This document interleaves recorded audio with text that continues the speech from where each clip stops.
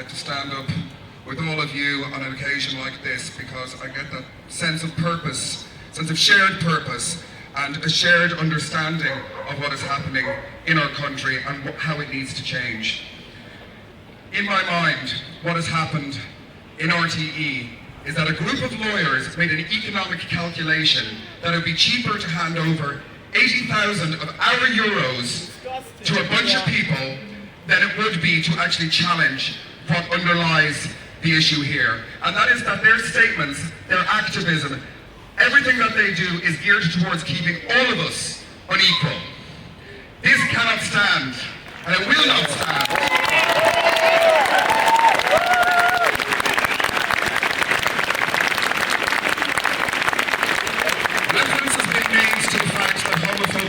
Destroys lives, and homophobia in general destroys lives. We all know this. Most of us will have experienced some form of this, whether it's ostracism from friends or family, whether it is, as is the case of Buzz and another friend of mine most recently, just being beaten on the streets because of his sexuality. We all know how this feels. What isn't so obvious to everybody is that this also takes a toll on the rest of the community.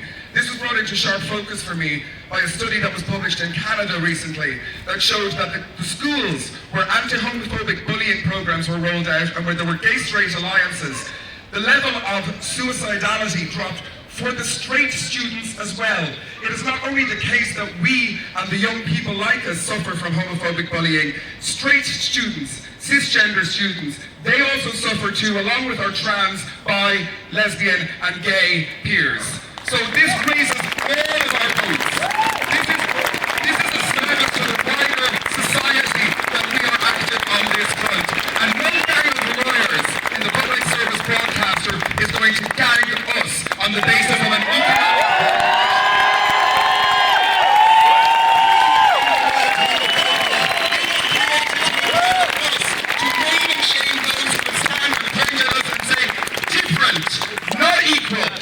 deserving of the same rights, and we will use this word at our discretion, not at the behest of a bunch of lawyers. Thank you very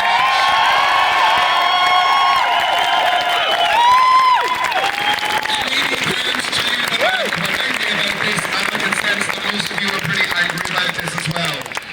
Anger is a good energy if banked and channeled carefully in the right direction. We've already seen over the last 2 weeks the victimhood card being played by those who would deny us equality. Shame on them. Shame on them. They say things like the LGBT community has suffered discrimination, but, and there's always a but, I have gay friends, but, it is not acceptable for them to make an equivalence between nasty tweets on Twitter and people being beaten in the streets. Trans kids being excluded, being battered, and being denied their rights in society. We must be very careful to channel our anger, not to feed into their false claims of victimhood.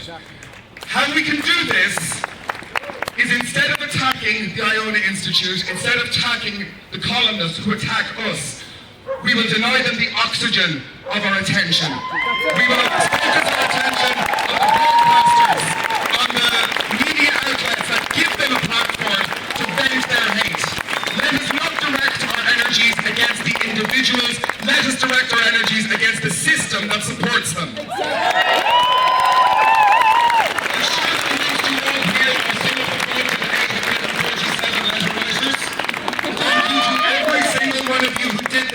And continue that work.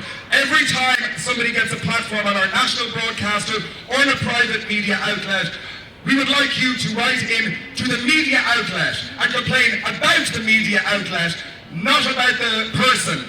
The views expressed on that media outlet are fair game, not the individual who does that. That way we can deny them not only the oxygen of our attention, but the role of victim, which they would seek to steal from us in order to cloak their bigotry in some form of respectability. Now,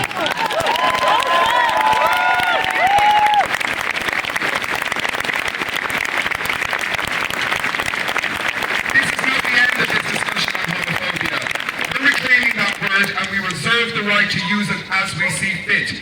But we will be judicious in the use of this. The spectrum of homophobia covers everything from, as Caroline discussed, murders in Uganda, gangs of people being imprisoned in Nigeria and the courthouse being pelted with stones during the proceedings because the mob outside wants them dead even before the travesty of justice has begun. That is at the extreme end of homophobia. At the other end of homophobia is that language, is that cover, that shade under which all of the more violent forms luxuriate. The language of traditional values, honest, sincere opinions. Well, I have honest, sincere opinions too. Thank you. And we will express those honest, sincere opinions, but we'll use it to attack opinions and not people.